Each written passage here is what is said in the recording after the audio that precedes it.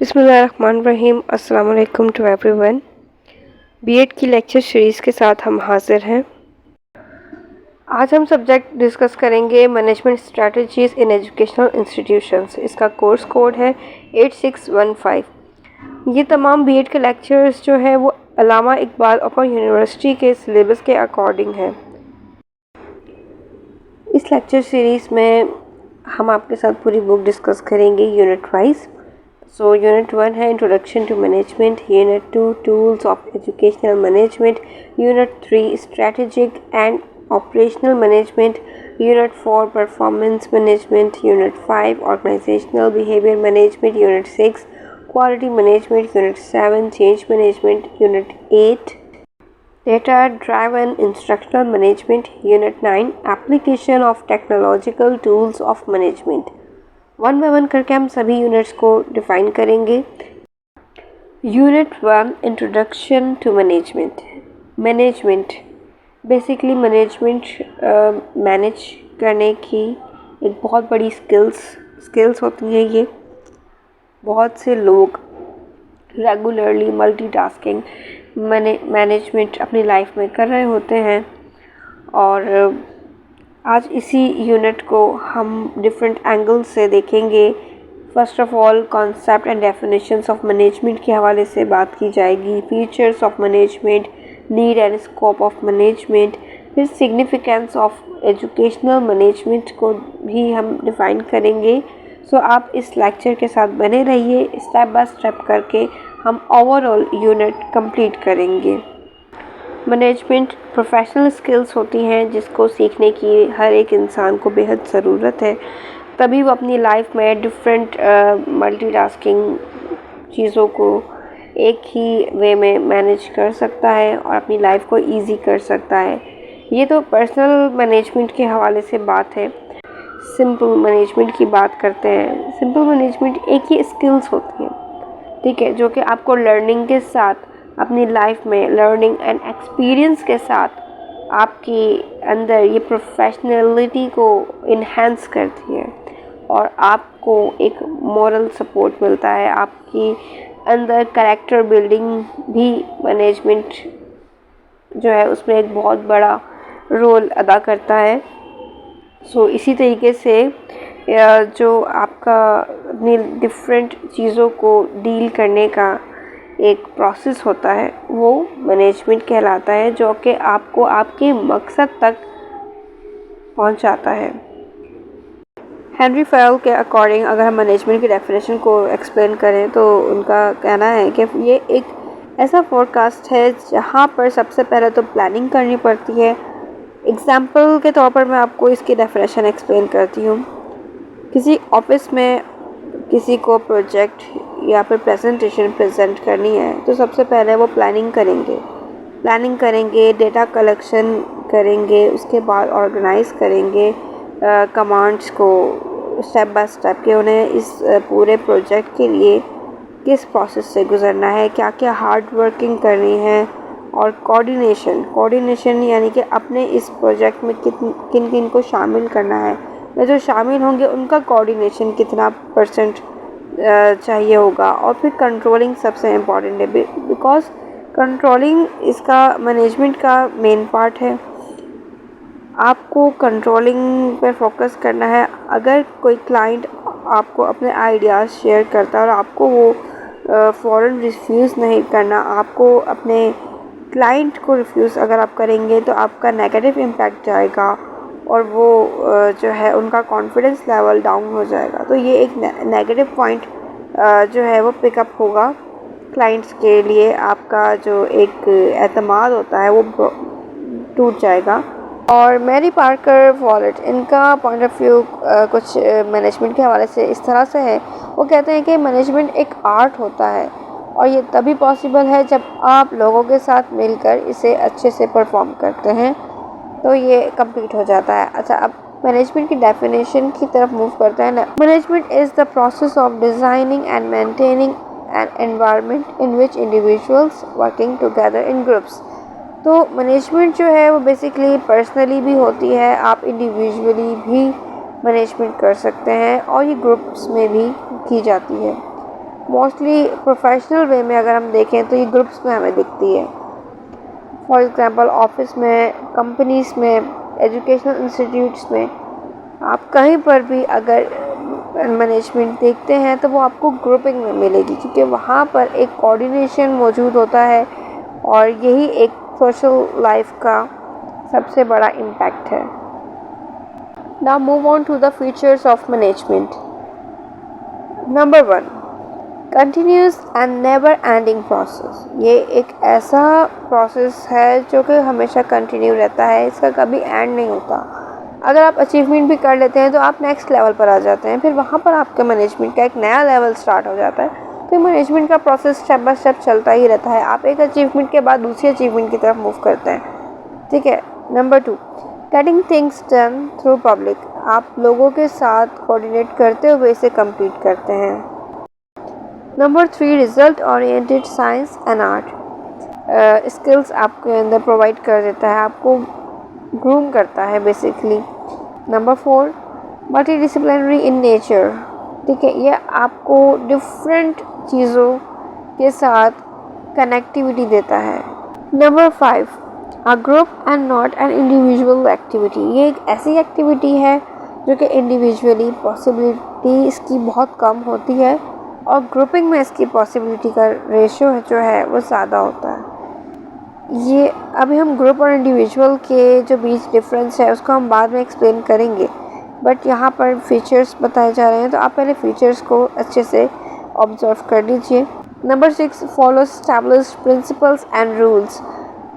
Management के लिए बहुत सी जगहों पर हमें प्रिंसिपल्स एंड रूल्स ऑर्गेनाइज करने पड़ते हैं। Number 7, added but not replaced by computers. अच्छा, ये एडिड है यानी कि आपको इसमें बहुत सी फंडिंग वगैरह की भी नीड पड़ती है या आप इसमें इन्वेस्टमेंट कर सकते हैं, बट ये कभी भी कंप्यूटर्स के साथ रिप्लेस नहीं हो सकता, ठीक है। Number 8, situational in nature. अच्छा, बहुत सी मैनेजमेंट जो है वो सिचुएशन के अकॉर्डिंग होती है, ठीक है। देखना पड़ता है कि आपको एजुकेशन फील्ड में अगर आपको कोई मैनेजमेंट करनी है तो उसकी क्या सिनेरियो है, उसकी क्या सिचुएशन है, क्या कंडीशन है, तो ये हर चीज़ जो है डिफरेंट होती है। नंबर 9, मैनेजमेंट इन इंटेंजिबल। मैनेजमेंट बेसिकली इंटेंजिबल है। टेंजिबल इंटेंजिबल का डिफरेंस तो आप लोगों को बेसिकली पता होगा कि टेंजिबल वो चीज़ होती है जिसे हम देख सकते हैं, जिसे हम छू सकते हैं, और इनटेंजिबल वो चीज़ होती है जो नहीं दिख सकती, ठीक है। तो मैनेजमेंट बेसिकली ये वो चीज़ है जो बज़ाहिर कोई ऐसी प्रोडक्ट नहीं है, कोई ऐसी शे नहीं है जिसे हम हाथ लगा सकें, बट ये मैनेजमेंट जो है वो आपको डिसिप्लिन से दिखती है, डिसिप्लिन के साथ दिखती है और रिज़ल्ट में ही आपको दिखता है कि वाकई में ये मैनेजमेंट परफेक्ट है या नहीं। नंबर 10, डायनामिक इन नेचर, ठीक है। इसकी नेचर जो है डायनामिक भी होती है, ये इंटेंजिबल होता है और सिचुएशनल बेस पर हम मैनेजमेंट को ऑर्गेनाइज करते हैं। Now move on to next topic. So now let me discuss about need and scope of management. It helps in achieving groups goals, ठीक है। ये ग्रुप्स को बेसिकली गोल्स अचीव करने में बहुत ज़्यादा हेल्प करता है। ऑप्टिमम यूटिलाइजेशन ऑफ रिसोर्सेज, आपको बहुत ज़्यादा रिसोर्सेज के हवाले से इसमें नॉलेज फराहम होती है। रिड्यूसेस कॉस्ट, बहुत सी जगहों पर मैनेजमेंट में बजटिंग, फंडिंग ये बहुत इंपॉर्टेंट होती है। आप कोई भी प्रोजेक्ट कर रहे हैं तो आपको अपना बजट डिज़ाइन करना, आपको फाइनेंशियल सिचुएशन को भी देखते हुए अपने प्रोजेक्ट के लिए बजट और जो है इन्वेस्टमेंट, यानी कि डिफरेंट, अगर आप ग्रुप्स में वर्क करें तो डिफरेंट आइडियाज़ मिलकर जो है वो कोशिश करते हैं कि हम कम से कम कॉस्ट में अपना प्रोजेक्ट कंप्लीट कर सकें। इस्टेब्लिशेस साउंड ऑर्गेनाइजेशन, एक ऐसी मैनेजमेंट जो कि पॉपुलैरिटी की तरफ जाती है, जिसकी कामयाबी से उन्हें मज़ीद जो है मौके फराहम होते हैं, फ्यूचर के लिए उनके लिए आसानी हो जाती है। Next, establishes equilibrium. तो बेसिकली इक्वालिटी जो है मैनेजमेंट का एक बहुत ही पॉजिटिव रोल होता है। और नेपोटिज्म जैसे कि आपको पता होगा कि फेवरेटिज्म, नेपोटिज्म जो है वो बड़े से बड़ी मैनेजमेंट या कंपनीज़ के लिए भी नेगेटिव एक इम्पैक्ट पड़ता है उसका। तो मैनेजमेंट में एक ये चीज़ सबसे पॉजिटिव है कि यहाँ पर इक्वालिटी को साउंड किया जाता है। Next, essentials for prosperity of society. ठीक है, सोसाइटी के लिए हमेशा पॉजिटिविटी या बेनिफिट्स के लिए प्रोजेक्ट्स या मैनेजमेंट जो है वो हमेशा वर्क करती है। नेक्स्ट है जनाब significance of management in education. Educational management एक ऐसी फील्ड स्टडी है और ऐसी ये स्टडी एंड प्रैक्टिस है जो कि एजुकेशनल ऑर्गेनाइजेशंस से रिलेट करती है, उन्हीं के हवाले से। ठीक है, educational management refers to the administration of the education system in which a group combines human and material resources to supervise, plan strategies, and implement structures to execute an education system. और educational management के लिए सबसे ज़रूरी है human and material resources. ठीक है, ये दोनों चीज़ों का कॉम्बिनेशन होगा तो ही सर्वाइव हो पाएगा, प्लान डिज़ाइन हो पाएगा, स्ट्रैटेजीज कंडक्ट होंगी और इम्प्लीमेंटेशंस प्रॉपरली हो पाएंगी। ठीक है, और तभी एक एजुकेशन सिस्टम जो है वो अच्छे से जनरेट होता है और अपना काम सोसाइटी में करता है। फंक्शंस ऑफ मैनेजमेंट 5 हैं। ठीक है, स्टेप बाय स्टेप आप देख लीजिए, इस पिक्टोरियल से आपको बहुत ही अच्छे से एक्सप्लेन हो जाएगा। Number 1 planning, number 2 organising, number 3 staffing, number 4 directing, number 5 controlling. Planning सबसे इम्पॉर्टेंट चीज़ है। कोई भी आपको प्रोजेक्ट करना है या कोई भी आपका डील है, कुछ भी है, तो आपको सबसे पहले प्लानिंग की ज़रूरत है। उसके बाद ही आप नेक्स्ट स्टेप पर जा पाएंगे ऑर्गेनाइजिंग की तरफ। अगर आपकी प्लानिंग नहीं है तो फिर आप अच्छे से ऑर्गेनाइज नहीं कर सकते, और अगर आप ऑर्गेनाइज करेंगे और स्टाफिंग के बाद डायरेक्टिंग का ऑप्शन है। ठीक है, जो टीम मेंबर होते हैं वो सब कोऑर्डिनेशन के साथ वर्क करते हैं तो ही एक ग्रुप का वर्क होता है। ऑर्गेनाइजिंग प्रॉपरली होगी तो ही स्टाफिंग अच्छे से होगी, स्टाफिंग होगी उसके बाद ही डायरेक्टिंग बेस्ट वे में जाएगी। डायरेक्टिंग बेसिकली जैसे कि आपको पता है कि कोई भी ग्रुप होता है तो उनके ग्रुप का लीडर भी होता है जो कि डायरेक्ट करता है कि किसने क्या करना है और किसने क्या नहीं करना, और वहाँ पर उस टीम लीडर के ऊपर कंट्रोलिंग का बहुत ही मेन रोल होता है कि उसे अपने टीम मेंबर्स के साथ कोऑर्डिनेट करना है, सबको इक्वली लेके चलना है, सबके आइडियाज़ जो है सुनने भी हैं और उसके बाद ही अपना कोई फाइनल डिसीजन लेना है। ठीक है, तो कंट्रोलिंग सबसे इम्पॉर्टेंट है। आपको गुस्सा नहीं करना, आपको जो है कोई भी ऐसा इम्पैक्ट नहीं, आपको कोई भी ऐसा रिएक्शन नहीं करना कि जिसकी वजह से आपकी टीम मैनेजमेंट जो है वो डिस्टर्ब हो और आपका प्रोजेक्ट डिस्ट्रॉय हो जाए। ठीक है, ये सारी के सारे फंक्शंस मैनेजमेंट के लिए बहुत ही इम्पॉर्टेंट है। फंक्शंस ऑफ मैनेजमेंट आपने जान लिए, अब हम हेनरी फयोल के आइडियाज़ को शेयर करते हैं कि उनका फंक्शंस ऑफ मैनेजमेंट क्या है। हेनरी फयोल ने 1916 में अपनी एक बुक लिखी थी। बुक का नाम था एडमिनिस्ट्रेशन। इस बुक में उन्होंने 5 primary functions of management explain किए। उसके अलावा उन्होंने 14 प्रिंसिपल्स ऑफ मैनेजमेंट भी एक्सप्लेन किए हैं। तो चलें हम इनके आइडियाज़ को आपके साथ शेयर करते हैं। हेनरी फयोल ने फंक्शंस ऑफ मैनेजमेंट के 5 पॉइंट्स बताए हैं। Number 1 planning, number 2 organising, number 3 commanding, number 4 coordinating, number 5 controlling. तकरीबन ये सिमिलर है जो कि करंटली हम फंक्शंस ऑफ मैनेजमेंट देखते हैं, बट यहाँ पर कमांडिंग को नंबर 3 पर रखा है हेनरी फयोल ने।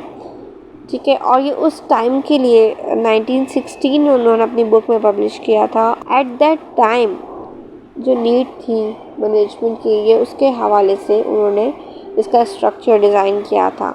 हेनरी फयोल ने मैनेजमेंट के 14 प्रिंसिपल्स भी अपनी बुक एडमिनिस्ट्रेशन में एक्सप्लेन किए हैं। Number 1 division of work, number 2 authority, number 3 discipline, number 4 unity of command, number 5 unity of direction, number 6 order, number 7 scalar chain, number 8 centralization, number 9 remuneration, number 10 interest, number 11 equity, number 12 stability, number 13 initiative, number 14 aspirate the corps. उम्मीद करती हूँ कि आज आपको ये topic बहुत ही अच्छे से एक्सप्लेन हो गया होगा, बट अगर फिर भी कोई कन्फ्यूजन है, कोई क्वेश्चन है, तो आप कमेंट्स में अपने क्वेश्चंस मेंशन कर सकते हैं। चैनल को सब्सक्राइब नहीं किया तो आप सब्सक्राइब कर लीजिए, वीडियो पसंद आई है तो इसे लाइक कर लीजिए और दूसरे स्टूडेंट्स के साथ भी शेयर कर दीजिए। Thank you so much for watching. इंशाल्लाह नेक्स्ट वीडियो में नए टॉपिक के साथ हाजिर होंगे। तब तक अपना और अपने प्यारों का ख्याल रखिएगा। खुदा हाफिज़।